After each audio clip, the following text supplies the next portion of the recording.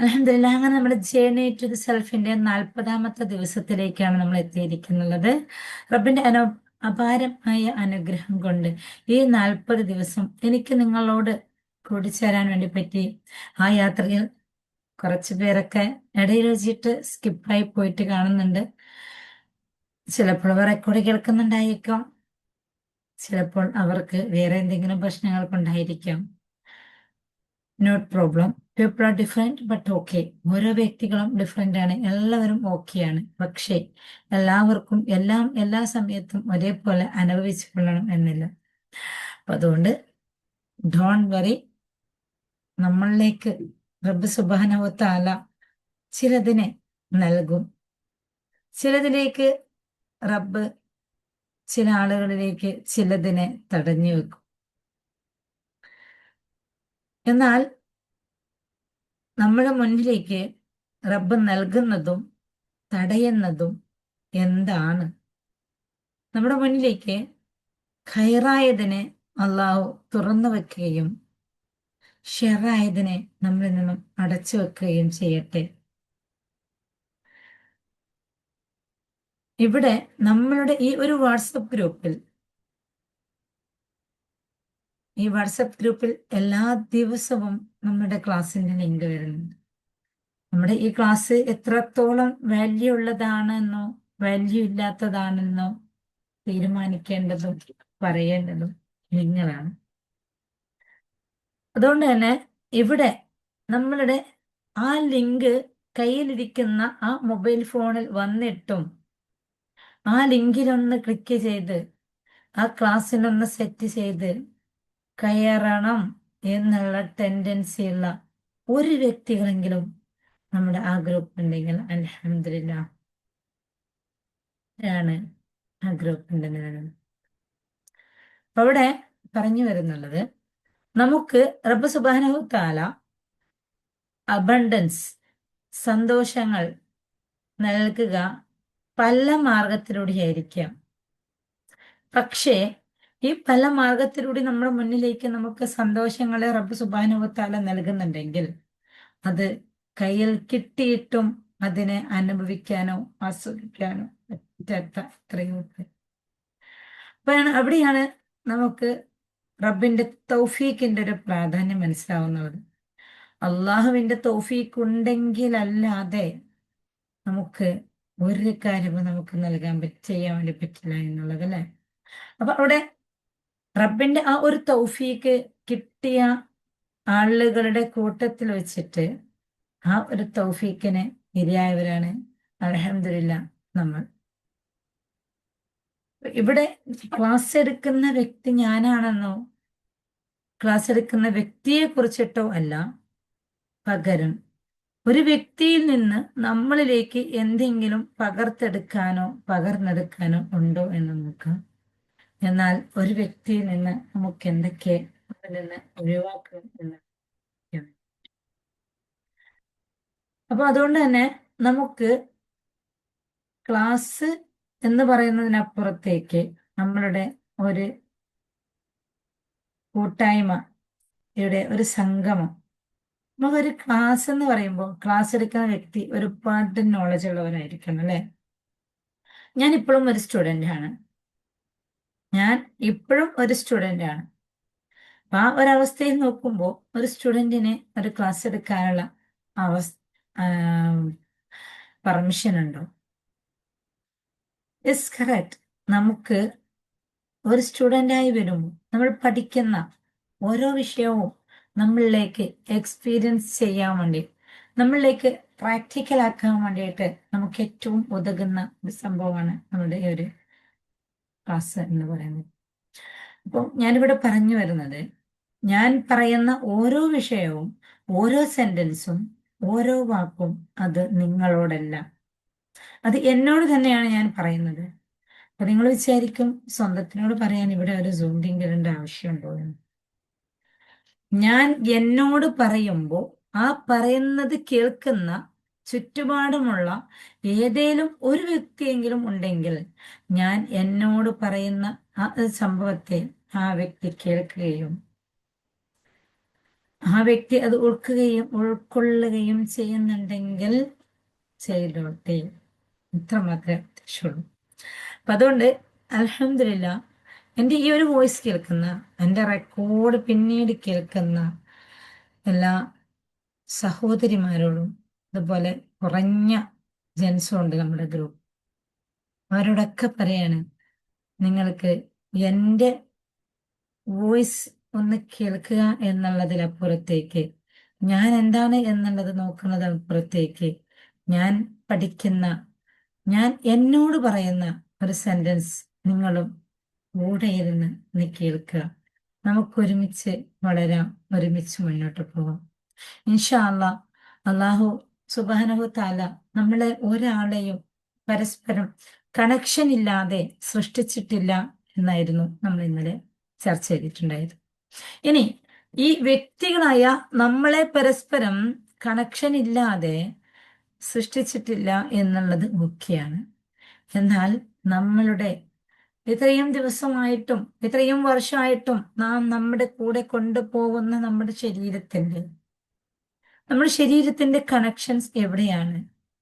നമ്മുടെ ശരീരത്തെയും അല്ലാഹു സുബ്ഹാനഹു വ തആല ബാഹ്യതയിൽ നിന്ന് ആന്തരികത്തിലേക്ക് കണക്ഷൻ ചെയ്തിരിക്കുകയാണ്.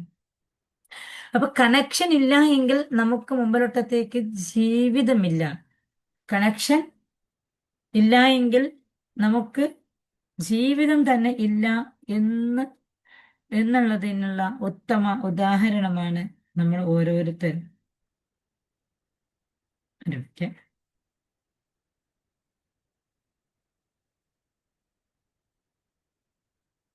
അപ്പോൾ നമുക്ക് വിശക്കുന്നു, അല്ലെ? നമുക്ക് വിശപ്പൊന്ന് ഫീൽ ആവുന്നു. ആ വിശപ്പൊന്ന് ഫീലായി നമ്മൾ ഭക്ഷണ പദാർത്ഥം എടുത്ത് നമ്മൾ ഭക്ഷണം കഴിക്കുന്നു. ഭക്ഷണം കഴിക്കലോട് കൂടി നമ്മുടെ ആ വിശപ്പൊന്ന് മാറിപ്പോകുന്നു. എങ്ങനെ?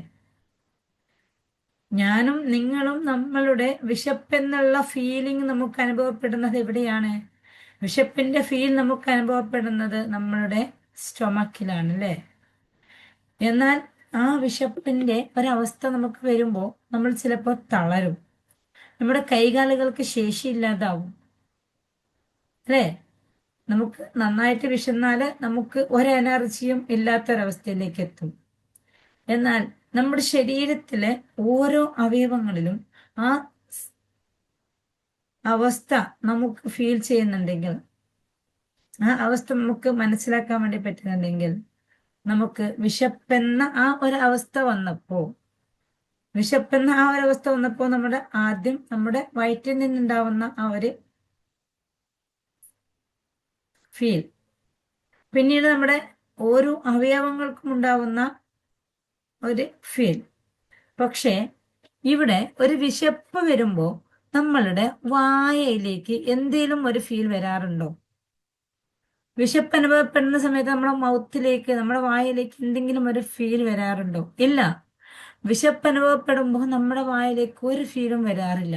പക്ഷേ നമ്മൾ വിശന്നു കഴിഞ്ഞാൽ നമ്മൾ ഉപയോഗിക്കുന്ന നമ്മുടെ അവയവം എന്ന് പറയുന്നത് ഏതാണ്? നമ്മുടെ വായയാണ്. നമ്മൾ കൈകൊണ്ട് ഭക്ഷണപദാർത്ഥം എടുത്ത് നമ്മുടെ വായയിൽ വെച്ചിട്ട് നമ്മൾ അത് കഴിക്കുന്നുണ്ടെങ്കിൽ നമുക്ക് എവിടെയോ കണക്ഷൻ ഉള്ളത് കൊണ്ടല്ലേ? നമ്മുടെ ആന്തരിക അവയവത്തിലേക്കുള്ള ആ ഒരു കണക്ഷൻ ബാഹ്യമായ ആ ഒരു അവയവത്തിലേക്കുള്ളത് കൊണ്ടല്ലേ? ആന്തരികമായ അവയവത്തിലേക്കുള്ള ഒരു കണക്ഷൻ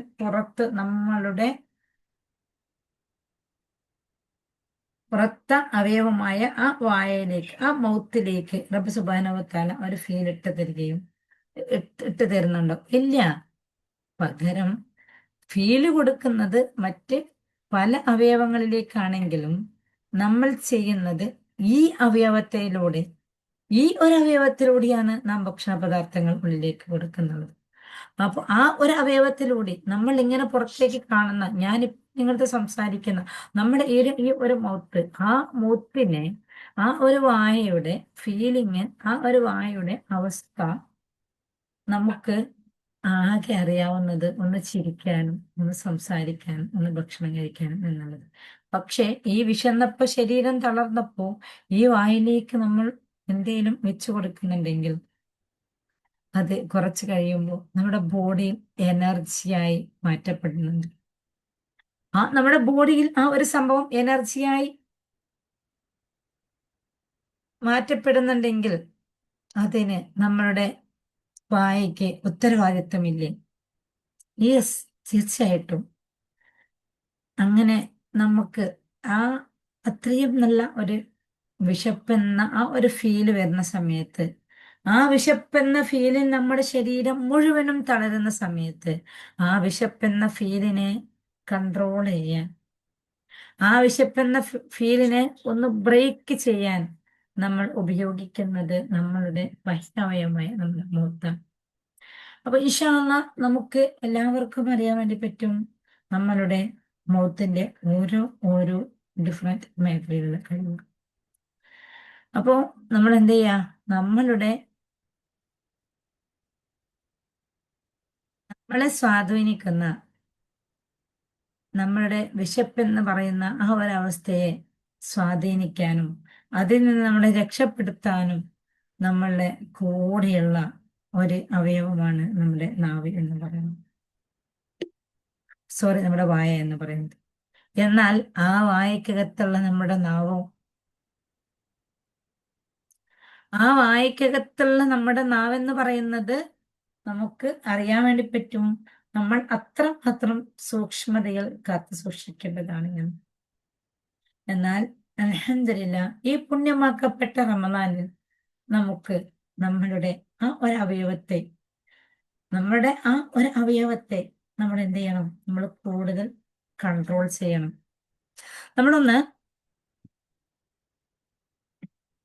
നമ്മുടെ അവയവത്തെ ഒന്ന് കൺട്രോൾ ചെയ്യണം. ഇനി നമുക്കറിയാം, ഈ റമദാൻ എന്ന് പറയുമ്പോൾ, ഈ നോമ്പെന്ന് പറയുമ്പോൾ നമ്മുടെ പ്രത്യക്ഷത്തിൽ നോക്കുകയാണെങ്കിൽ നമ്മൾ പട്ടിണി കിടക്കലാണ്, അല്ലേ? നമ്മൾ ഭക്ഷണവും വെള്ളവും നമ്മൾ ഒഴിവാക്കലാണ്, അല്ലേ? ഈ ഭക്ഷണവും വെള്ളവും നമ്മൾ ഒഴിവാക്കുമ്പോൾ നമ്മൾ ആരെയാണ് കൺട്രോൾ ചെയ്യുന്നുള്ളത്? നമ്മുടെ വായയാണ് നമ്മൾ കൺട്രോൾ ചെയ്യുന്നുള്ളത്, അല്ലേ? ആ വായയെ നമ്മൾ കൺട്രോൾ ചെയ്തിട്ടില്ലെങ്കിൽ നമുക്ക് നമ്മുടെ നോമ്പ് പൂർണ്ണമാക്കാൻ വേണ്ടി പറ്റുമോ? ഇല്ല. അപ്പൊ ആ നോമ്പിനെ നമ്മൾ പൂർണ്ണതയിലേക്ക് എത്തിക്കാൻ വേണ്ടി നമ്മൾ കൺട്രോൾ ചെയ്യുന്നത് നമ്മുടെ വായയാണ്. അതേപോലെ ആ വായക്കകത്തുള്ള നമ്മളുടെ കങ്കിനെയും നാവിനെയുമാണ് നമ്മൾ എന്ത് ചെയ്യാനുള്ളത്? നമ്മുടെ ലൈഫ് സക്സസ് ആവണമെങ്കിൽ കൺട്രോൾ ചെയ്യാനുള്ളത്. അവിടെ കണക്ഷൻസിലേക്കാണ് ഞാനിപ്പോഴും നിങ്ങളെ കൊണ്ടുപോകുന്നുള്ളത്. നമ്മുടെ ആ നാവിനെ കൺട്രോൾ ചെയ്താൽ നമ്മുടെ വായിൽ നിന്ന് വരുന്ന വാക്കുകൾ, വട്ട വാക്കുകളെ നമ്മൾക്ക് പിന്നീട് എന്ത് ചെയ്യാൻ പറ്റില്ല, തിരിച്ചെടുക്കാൻ പറ്റില്ല എന്ന് പറയുന്നത്, അല്ലെ? പക്ഷെ നമ്മൾ എന്തൊക്കെ പറയുന്നുണ്ട് ദേഷ്യം വരുന്ന സമയത്ത്? ഞാനിത് നിങ്ങളോടല്ല, എന്നോടാണ് പറയുന്നത്. നമ്മൾ ദേഷ്യം വരുന്ന സമയത്ത് പറയാറുണ്ട്. ആ ദേഷ്യം വരുന്ന സമയത്ത് നമ്മൾ പറഞ്ഞ വാക്കുകൾ, അപ്പൊ ആ ഒരു കൺട്രോൾ നമുക്കില്ലാത്തപ്പോ ചിലപ്പോ നമുക്ക് നഷ്ടപ്പെട്ടു പോകുന്നത് എന്താണ്? അതേപോലെ നമ്മളുടെ ആ നോമ്പ് നമ്മൾ എടുക്കുന്ന സമയത്ത്, നമ്മൾ ആ പട്ടിണിയിലേക്കായിരിക്കുന്ന സമയത്ത് നമ്മൾ ആരെയാണ് കൺട്രോൾ ചെയ്യേണ്ടത്? അപ്പോ നമ്മുടെ ലൈഫ് കളർഫുൾ ആവാൻ, നമ്മുടെ ലൈഫ് സക്സസ് ആവാൻ, നമ്മുടെ ലൈഫില് നമ്മൾ വിജയം ഉണ്ടാവണമെങ്കിൽ നമ്മൾ കൺട്രോൾ ചെയ്യേണ്ട അവയവമായ, നമുക്കറിയാൻ വേണ്ടി പറ്റും, അല്ലെ? ഏറ്റവും കൂടുതൽ സ്ത്രീകളാണ് നരകത്തിൽ നിന്ന് പറയപ്പെട്ടിരിക്കുന്ന, അല്ലെ? നമ്മളെല്ലാവരും കേട്ടതാണ്.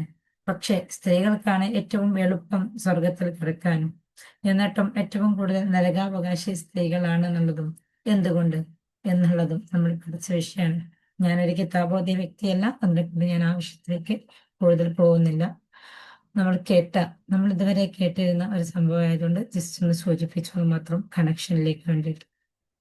ഇനി നമുക്ക് ഈ റമദാൻ മാസത്തിൽ നമുക്ക് റബ്ബ് സുബ്ഹാനഹു വ തആല നിർബന്ധമാക്കി തന്ന നമ്മുടെ നോമ്പ്, ആ നോമ്പിനെ നാം നോറ്റ് തീർക്കണമെങ്കിൽ നമ്മൾ എന്തായിരിക്കണം?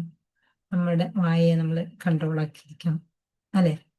ആ ഒരവസ്ഥയിലേക്ക് നമുക്ക് എത്തുമ്പോൾ നമ്മുടെ കണക്ഷൻസിനെ കുറിച്ചിട്ട് നമുക്ക് കൂടുതൽ അവെയർ ആവാൻ വേണ്ടി പറ്റും. ഇൻഷാ അല്ലാഹ് നമുക്ക് ഇന്നത്തെ സെഷൻ ഇവിടെ അവസാനിപ്പിക്കാം. അസ്സലാമു അലൈക്കും വറഹ്മത്തുള്ളാഹി വബറകാതുഹു.